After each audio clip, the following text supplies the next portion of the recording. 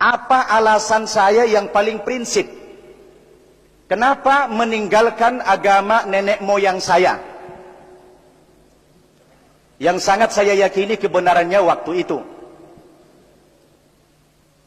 Kalau Pak Insan Mokoginta tadi banyak terpengaruh ketika beliau mendalami Alkitab.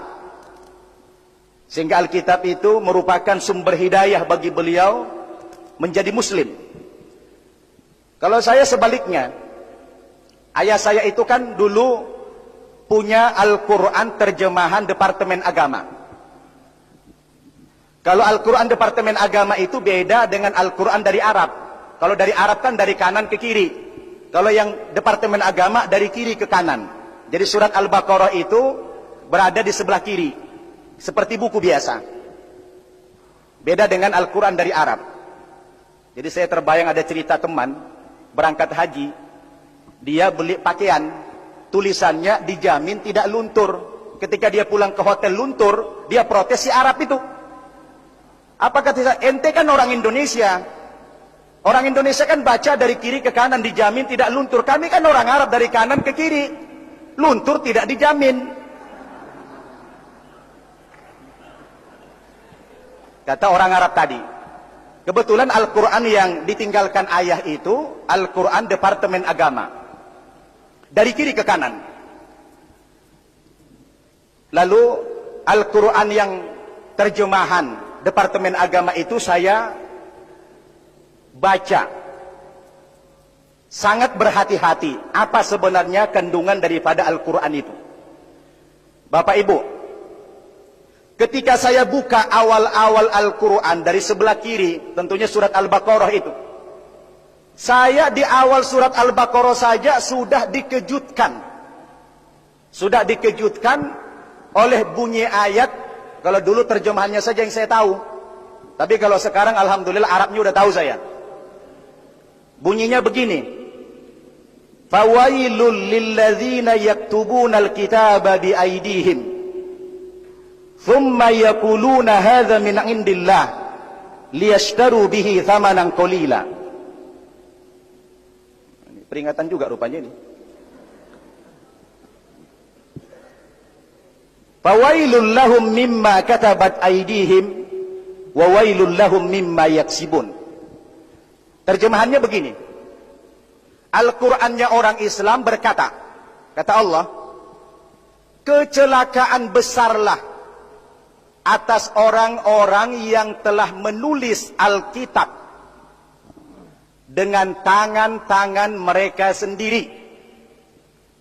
Lalu mereka mengatakan ini dari sisi Tuhan.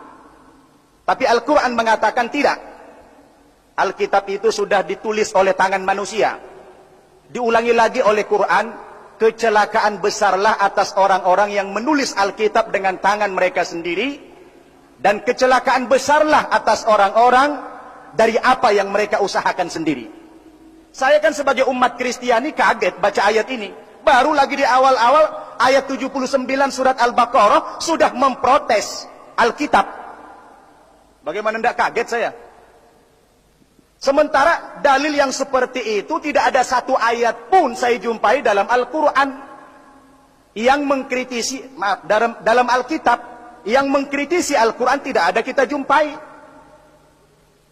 Saya penasaran Pak, di samping kaget, penasaran, kok ini Al-Qurannya orang Islam mendiskreditkan Alkitab, mengatakan Alkitab itu ditulis oleh tangan manusia atau oleh rekayasa otak manusia. Saya kan penasaran apa iya sih seperti itu Alkitab.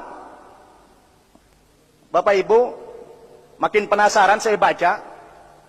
Masuk ke surat Ali Imran, banyak cerita tentang Nabi Isa. Masuk lagi ke surat An-Nisa, Al-Quran malah memberikan pembelaan kepada Nabi Isa. Di saat orang Nasrani mengatakan Nabi Isa itu sudah mati terbunuh dan tersalib, justru Al-Quran memberikan pembelaan. Kata Quran itu, wa ma qataluhu wa ma salabuhu walakin subbiha lahum. Nabi Isa itu kata Quran tidak mati terbunuh, tidak mati tersalib, tapi yang terbunuh dan tersalib ketika itu orang yang diserupakan wajahnya persis seperti Nabi Isa. Begitulah kalau orang Batak pidato. Waktunya sudah habis. Iya. Boleh minta diskon enggak ini kira-kira ini? Kalau teman saya sudah membatasi Baik. Anda, maka Jadi, saya tambah sedikit lagi Pak, supaya tidak ngambang nanti. Ketika saya coba melanjutkan, lalu saya terbayang, karena saya kritis waktu itu. Saya tidak subjektif, saya harus objektif waktu itu kan. Apa iya sih tuduhan Al-Quran, Alkitabnya orang Kristen itu adalah buatan manusia? Begitu saya Pak penasaran, 2 tahun saya membuka Alkitab ini sampai habis ini saya baca ini. Ternyata setelah saya cerna dengan akal saya, betul juga. Ternyata pernyataan Quran itu bukan fitnah, malah fakta. Salah satu contoh, hari ini ingin saya buktikan terhadap pernyataan Quran tadi, supaya tidak fitnah begitu. Ada dimasukkan syair-syair di dalam Alkitab yang bahagian daripada kitab suci. Misalnya saya bacakan yang paling indah saja, berbicara tentang kenikmatan cinta. Betapa cantik, betapa jelita engkau, hai tercinta di antara segala yang disenangi. Sosok tubuhmu seumpama pohon korma, dan buah dadamu gugusannya. Kataku, aku ingin memanjat pohon korma itu, dan memegang gugusan-gugusannya. Kiranya buah dadamu seperti gugusan anggur, dan napas hidungmu seperti buah apel. Kata-katamu manis bagaikan anggur. Saya tanya itu pendeta, Pak, kenapa Alkitab kita bicara buah dada terlalu vulgar? Apa tidak ada istilah yang lain? Kata pendeta, Pak, biarin aja nababan, supaya beda mana buah dada, mana buah rambutan, katanya. Oke. Ini susah ini kalau Jadi memotong terakhir, penceramah. karena ini sudah merupakan bukti, akhirnya saya pun ikhlas. Ikhlas saya meninggalkan agama Kristen, panjang sebenarnya, tapi karena sudah di-cut ini, saya minta tadi 30 menit. Akhirnya saya mengikrarkan 2 kalimat syahadat tanpa sedikit pun ragu terhadap agama Islam itu. Pak, tidak ada secuil pun. Akhirnya alhamdulillah, saya pun sekarang menjadi muslim yang baik insya Allah, dan saya telah mengislamkan 200 orang lebih. wah, lu. Demikian Bapak Ibu, terima kasih. Ya. Sangat singkat waktunya. Wabillahi taufiq wal hidayah. Wassalamualaikum warahmatullahi wabarakatuh.